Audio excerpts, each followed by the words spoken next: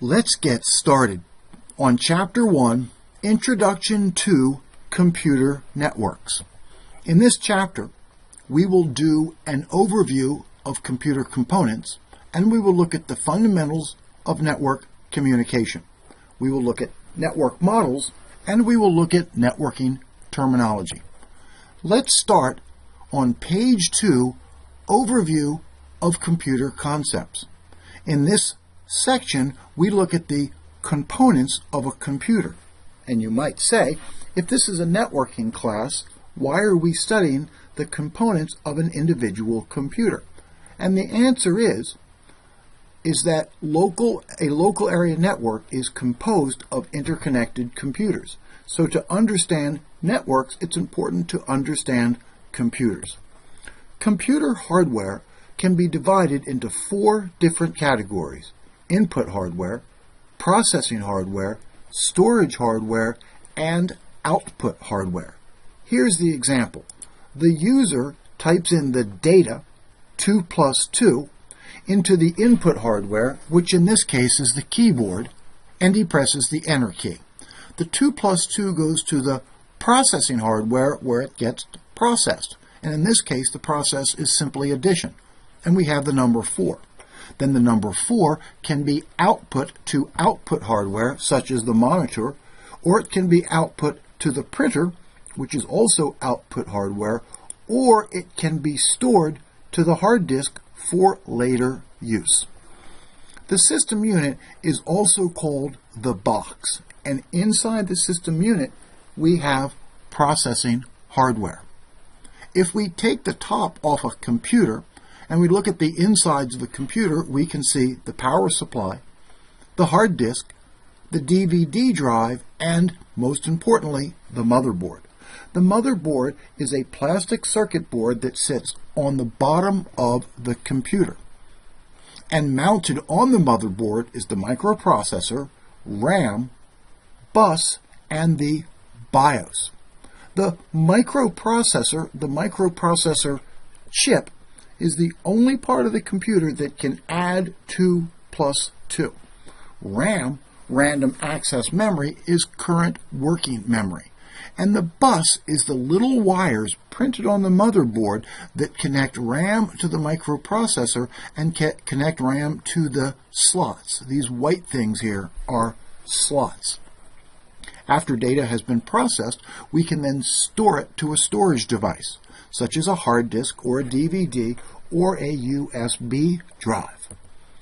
A controller card, which is also known as an expansion card or an adapter card or an I/O card, is a circuit board about the size of your hand, and it plugs into a slot on the motherboard. And common controller cards include video cards, sound cards, and network interface cards, which is of particular importance to us. BIOS. BIOS stands for the Basic Input-Output System, and what it does is it controls the booting of the computer. The BIOS is stored on the ROM chip, which is located on the motherboard.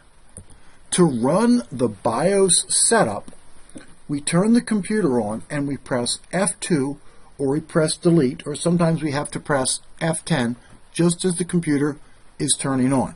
And then that takes us to the BIOS setup screen. And in the BIOS setup screen, we can configure the time and the date and the boot order. The BIOS stores the time and the date and the boot order. That information is stored on CMOS, which stands for complementary metal oxide semiconductor, but really it's just a piece of RAM that stores the BIOS setup information, and that is maintained by a battery.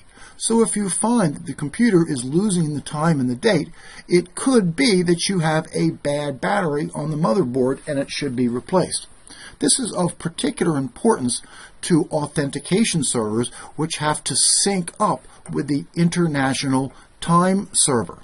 And if the authentication servers don't maintain the proper date, then users won't be able to get logged in. So one little battery could prevent users from logging into the network.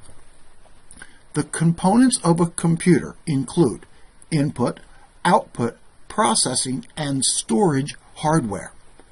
The system unit, also known as the box, contains the motherboard, and mounted on the motherboard is the microprocessor and RAM. And storage includes hard disk, USB drive, and DVD. Controller cards include video cards, sound cards, and network interface cards, and the BIOS controls the booting of the computer. Now, let's turn to page 14, Fundamentals of Network Communication. In this section, we will look at the hardware components of a local area network. And the hardware components of a local area network include clients, servers, switches, cabling, and network interface cards.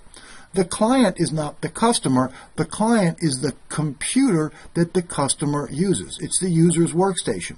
A server is a big centralized computer that everybody can save data to. A switch is a junction box that hooks everybody together.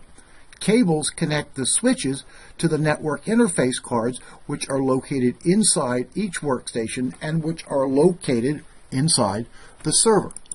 A network interface card is a circuit board about the size of your hand, and the network cable plugs into the network interface card. A network interface card is plugged into a slot on the motherboard. And in this picture, we can see that a network interface card is being inserted into a slot on the motherboard. Or the network interface card can be built into the motherboard. The network interface card is a circuit board that plugs into the motherboard, and it gives the cable something to plug into. And if you don't have a network interface card, then you can't plug in to the network cabling system. The fundamentals of network communication and the hardware components of a local area network include clients, servers, switches, cabling, and network interface cards. Now let's talk about networking software. In a typical local area network, you have clients and servers. And the software that controls the client is called the client operating system. And examples of client operating system include Windows 7, Windows 8, and Windows 10. And the server is controlled by a server operating system, which is also called an NOS, a network operating system. And examples of network operating systems include Windows Server 2012 or Windows Server 2016. The server operating system is on the server. The client operating system is on the workstation. Note, network operating systems will be covered in greater detail in Chapter 11.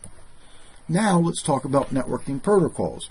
A networking protocol is a piece of software that allows computers to communicate with each other.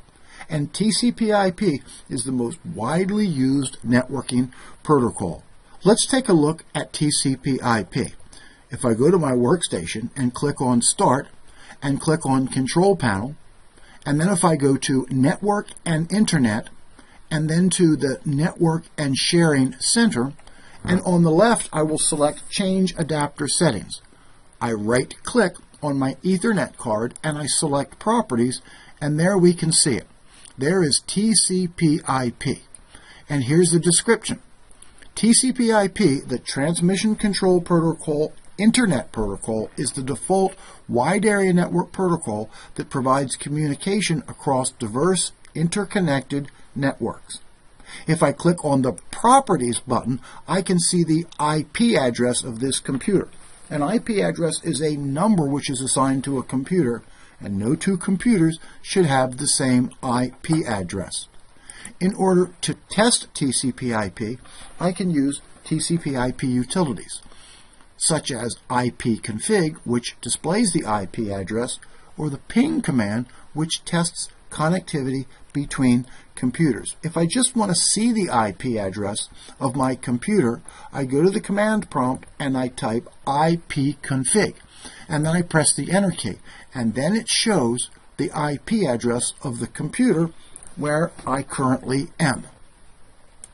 The ping command is used to determine if you can communicate with another computer. When you ping a computer, you send a signal to the other computer.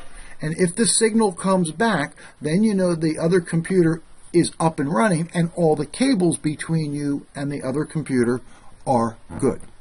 To ping another computer, I go to the command prompt and I type ping followed by the IP address of that computer, and then I press the enter key. And then I can see I did get a reply from that computer that I was trying to ping.